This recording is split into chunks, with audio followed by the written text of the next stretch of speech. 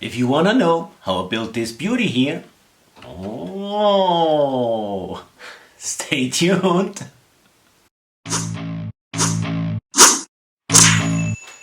Hello YouTubians and fellow hobbyists, welcome to this Saturday morning. Well, I finished up a 56 Chevy. She is gorgeous. I hinged and cut open the doors and the trunk and weathered it a little bit, but see for yourself in the video of this week.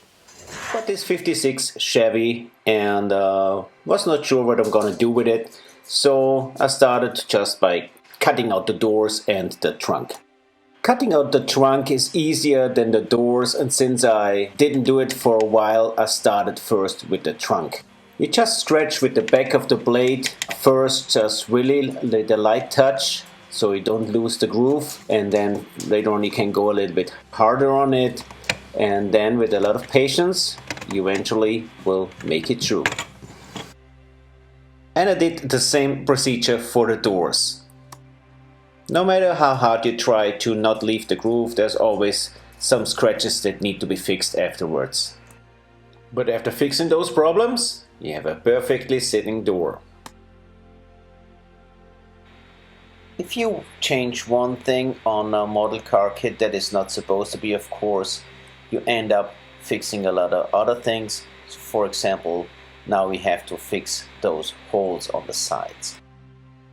I made simply a paper stencil, which later on will be transferred to styrene.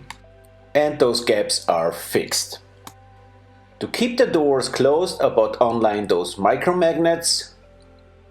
I bended a 1mm wire to make the door hinges and glued on either side styrene strips with 1mm, so I had a channel for the hinge. I used a bigger magnet on the other side of the door where the door panels are. There we have it, movable doors.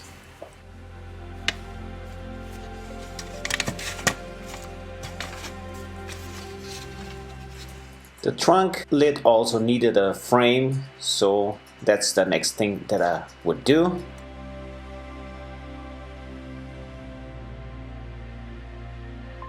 And also had to hinge it, of course. The carburetor and the blower will look out of the hood, so of course I needed to customize the hood as well. So first I made a stencil out of carton, and then the next thing of course was to do it on the real hood. Now, since all the cutting and sanding is done, I could say call it a day, but I still wanted to have it a little bit better looking, so to speak, and I also made a little frame in that new opening. And that's how it's gonna look when everything is together. Since this model was not designed to open the doors, I had to cut out the door panels.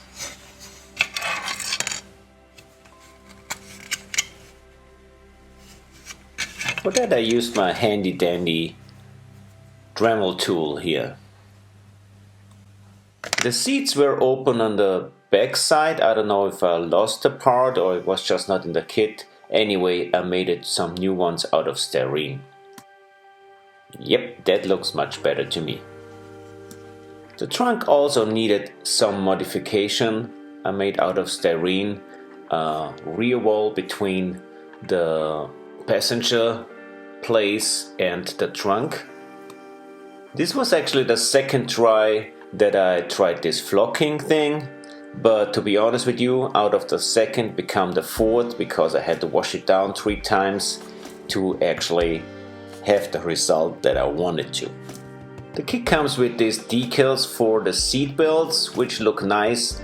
I just don't like the way they look when you glue them on the seat because it goes in all the contours of the seat. So I glued them on tape and cut it out, and it looks a little bit more realistic to me. I was not happy with the stance, the height of the car, so I decided to lower as much as I could, but as you see here, I could not go too far because the drive shaft already touched the belly of the car, so I decided to go as low as possible and instead of lowering more, I added a styrene strip to the body. The kit comes also with molded in exhaust pipes, which I don't mind, but if you mount the engine later on, you have this gap here, and that's just something that I couldn't live with it. So I decided to change that. I scratched away those molded in pipes and replaced them. Now you can slide in the pipe from the engine. Yeah, I like that way better. So just for fun, I started to weathering a little bit the chassis, and it turned out really good. I liked it.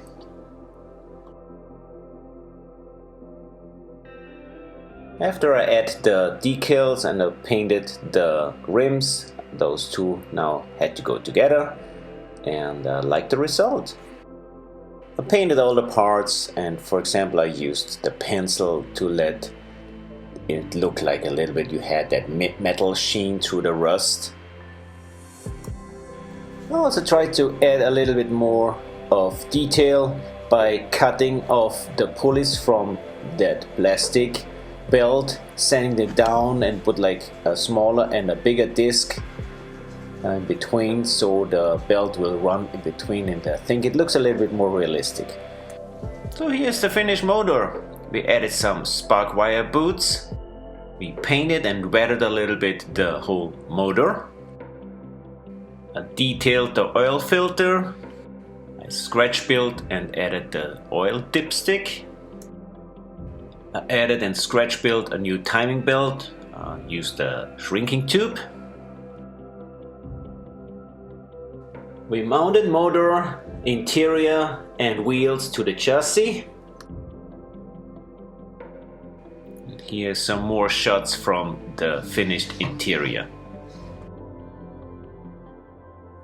Inspired and motivated by the outcome and the fun that I had with the chassis, I decided to make the whole car look like rusted, crusted, if you want to call it that way.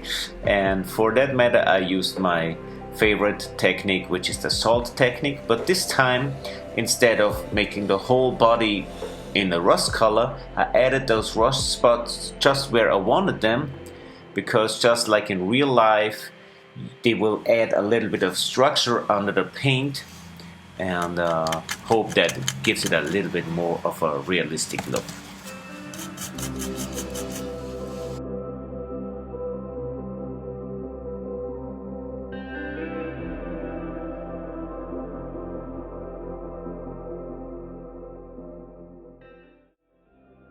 And after I painted a couple more layers of rust colors, I ended up with this beauty. Now it was time to marry chassis and body, and this is what we have now.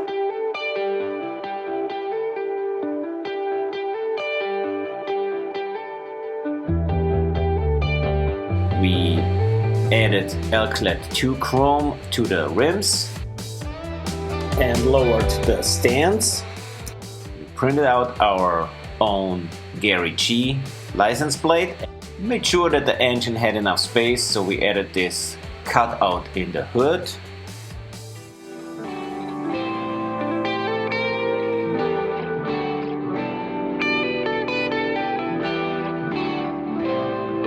We cut it out all the doors and of course also the trunk lid and hinged it.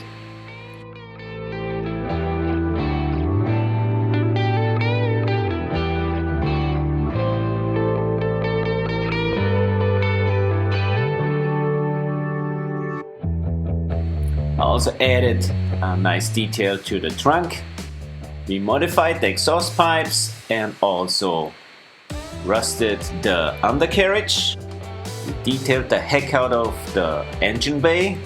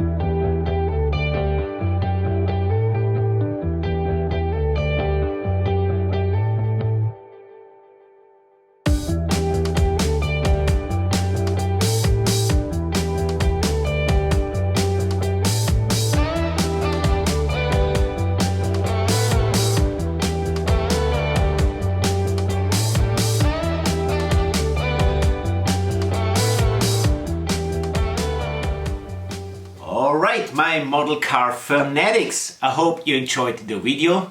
Stay tuned for more. Next week, for example, I have a big thing going on. I don't want to spoil too much, but it changed my working process completely.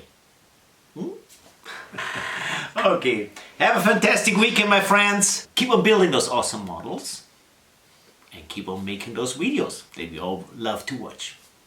Bye, y'all.